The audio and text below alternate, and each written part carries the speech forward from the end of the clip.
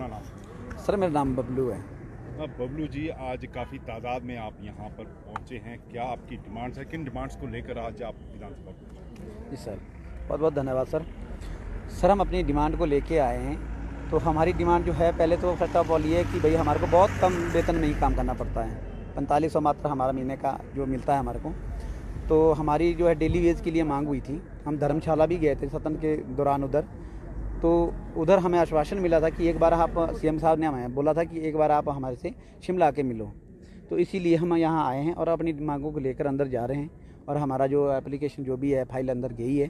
तो शायद सीएम साहब का यहाँ आना होगा थोड़ी देर में, तो हम उनसे अपनी डिमांड रखेंगे। हमारा डेली वेज का है कि हमारे को जो न्यूनतम दिहाड़ी है जो भी सरकार के द्वारा निर्धारित की गई है वो कम से कम हमें मिले, क्योंकि हमें 8 घंटे काम करना पड़ता है और बहुत ही कठिनाइयों से गुजरना पड़ता है। आजकल बर्फ़ गिरी है तो बर्फ़ भी साफ़ कर रहे हैं, बारिश होती है, सब चीज़ें से हमें सामना करना पड़ता है। तो इसलिए हम यहाँ आए आज।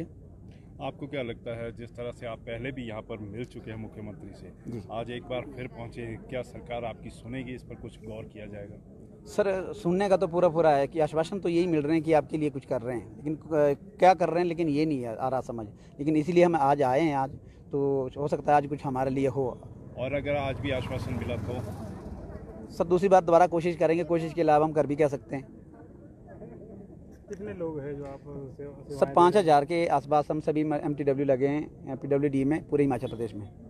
क्या क्या काम आप लोग करते हैं? सर सभी तरीके से काम करने पड़ते हैं। गेंती चलानी पड़ती है, बेलचे चलाना पड़ता है, हेम्बर चलाने पड़ते हैं, झाड़ियाँ हैं, सब चीज़ें करनी पड़ती है। ऑल ओवर काम कराते हैं हमारे से। सरकार तो जो है लंबे समय से आश्वासन ही दे रहे हैं कि अगर अब भी बात नहीं बनती है तो आगामी समय में कोई बड़ा आंदोलन आप लोग करेंगे या कोई इस तरह की रणनीति? नहीं सर, हमारा शांतिपूर्वक से ही है और शांति का ही योगदान करते हैं हम, और शांति से ही सारी चीज़ें करेंगे। आगे भी कुछ ऐसा कोई आंदोलन का हमारा कुछ है नहीं, लेकिन ऐसा कि अगर सरकार हमारे लिए सोचती है तो अच्छी बात है। अगर पता है सरकार को कि हम बहुत सारी कठिनाइयों के साथ गुजरते हैं, तो सरकार को हमारे बारे में सोचना चाहिए। वैसे कोई और बात करेगा? आप अपना नाम। मेरा नाम हेमराज है, मैं भी मंडी से हूँ और थोड़ा डिवीजन का अध्यक्ष हूँ। हमारी मांग जैसे कि इन्होंने बताया बिल्कुल सेम है। हम लगातार 8 घंटे करते हैं दिन में काम, तो सुबह से लेकर शाम हो जाती है। और हमारी जो ड्यूटी है, मैं अपनी बात बताऊं तो मैं जो है किराए के मकान में रह रहा हूं।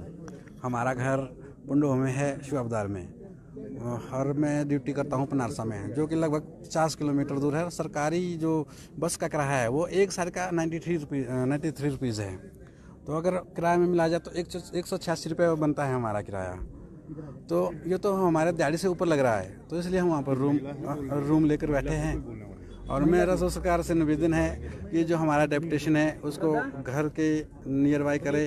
और पुंडोह, अब जो हमारा सब डिवीज़न है पुंडोह में भी खुल गया है, तो या तो वहाँ के लिए कुछ हमारे लिए करें। और सरकार से हमारी मांग रहेगी न्यूनतम वेजेस की, जो भी हमारा 8 घंटे का जो हिसाब से हमारे को पैसे दिए जाएँ, और हमारे लिए पॉलिसी का भी निर्माण किया जाए। आपका नाम क्या है? मेरा नाम जयप्रदा है। जयप्रदा जी, कहाँ से हैं आप? मैं मंडी जिला से हूँ। मंडी जिला से है। आज आप यहाँ पर विधानसभा पहुँचे, इससे पहले भी आ चुके हैं, काफ़ी बार मुख्यमंत्री से मिल चुके हैं। क्या लगता है कि इस बार आपकी मुख्यमंत्री सुनेंगे? लगता तो यही है, और हम चाहते भी है कि हमारे मतलब जो हमें डेली वेज किया जाए, क्योंकि इतने कम खर्चे में हमारा कुछ भी नहीं हो पा रहा है। लोग काफ़ी दूर दूर से मतलब जो जहाँ पे जॉब करते हैं वहाँ वो किराए पे रह रहे हैं और वो भी नहीं दे पा रहे हैं, और उनको तो रूम छोड़ने तक की बारी आती है। और हम हर सिचुएशन में काम करते हैं, बर्फ़ हो, बारिश हो, या फिर कोई भी सिचुएशन हो। इमरजेंसी भी हम देते हैं, उसकी भी हमें छुट्टियां नहीं मिलती है। और उसके बाद जो मतलब हमारे मतलब हाँ, कुछ भी नहीं मिलता है हमें। और एक्स्ट्रा वर्क भी करते हैं हमारे बॉयज़। सुबह 7:30 बजे से जाते हैं और शाम को 8-9 बजे घर पहुंचते हैं, उसकी भी कोई एक्स्ट्रा फीस नहीं मिलती है। कितना मुश्किल हो रहा है, क्योंकि जिस तरह से बात की जाए कि वेतन भी काफ़ी कम मिलता है और कई दूर दूर जाकर काम कर रहे हैं, तो कितना मुश्किल होता है क्या उस वेतन में गुजर बसर करना? बिल्कुल भी नहीं, उतने से वेतन पे तो कुछ भी नहीं होता है। 150 क्या होता है? 150 दिहाड़ी में क्या होता है? एक जब हम कहीं कुछ लेने जाते हैं, खरीदने जाते हैं, मतलब अगर कोई सामान ले वो भी नहीं आता है। तो हमारा यही है कि भाई हमें डेली वेज किया जाए। जिस तरह से घर पर भी आप रह रहे हैं, तो घर वाले क्या बोलते हैं, कितनी मुश्किलों का सामना वहाँ पर करना पड़ रहा है? घर वाले तो बोलते हैं कि भाई हाँ, जो है जाओ जहाँ, मतलब जैसे अपनी मांगे रखो जहाँ जा रहे हो तुम, मतलब सीएम साहब से, और हम भी यही आशा करते हैं कि वो हमारे बारे में सोचेंगे। अगर नहीं सोचा फिर क्या? फिर हम फिर से आएंगे, फिर से अपनी मांगे बताएंगे, जब तक पूरी नहीं होती हम आते रहेंगे। हाँ जी। और तो नहीं बोलूंगा। सर ये बोलना चाहिए थोड़ा सा करवा। आपका क्या नाम है? सर ललित कुमार, सुंदरनगर डिवीजन से हूँ सर। ललित कुमार जी, जिस तरह से आप यहाँ पर एक बार फिर पहुँचे हैं, क्या लगता है आपको? सर पूरे 5000 मल्टीटास्क वर्कर जो है वो हमने जो है अपनी धर्मशाला में भी सीएम साहब से बात रखी थी। आश्वासन तो इन्होंने हमारे को सीएम साहब जी ने दिया है कि आप एक बारी बजट से पहले हमारे साथ मिल लेना। अब यही उम्मीद के साथ हम सारे लोग यहाँ पर आए कि सीएम साहब हमारे को डेली वेज की कर दें जल्दी से जल्दी। नहीं तो सर हमने तो वहाँ भी बोला था कि हमारी कंडीशन इतनी ख़राब हो चुकी है कि अगर आर्थिक ये जो वित्तीय आपदा हुई थी पहले बरसात के टाइम, उसके बाद अगर कोई भी अगर सबसे बड़ी समस्या है तो वो मल्टीटास्क वर्कर की समस्या है। क्योंकि सर हमारे अब जो जिस उम्र में हमने घर वालों के लिए जो है एक सहारा होना था, उस उम्र में अब घर वाले हमारे हम डिपेंड हो गए पूरी तरह से घर वालों के ऊपर, तो हम बोझ बनकर रह गए। अभी मैं अपनी एक पर्सनल घर की बात बताता हूँ। तो मेरे पास एक मेरी छोटी सी नेफ्यू आती है, वो मुझसे मांगती है कि 50 रुपये दे दीजिए अंकल जी मेरे को।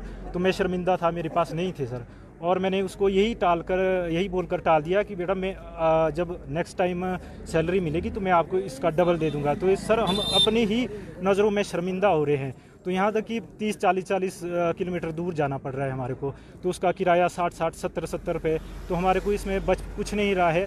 यहाँ तक कि सब्जियों, दाल और तेल के पैसे भी नहीं हो पा रहे। यहाँ से डिपो में जाए राशन, वहाँ के पैसे नहीं है। दुकानदार हमारे को बिल्कुल मना कर रहे हैं राशन देने के लिए, पैसे नहीं है। सैलरियाँ 6-6 महीने से अटक रही है। 6 महीने के बाद भी सरकार जो है पूरी सैलरी नहीं दे रही है, 1 महीने की दे रही है।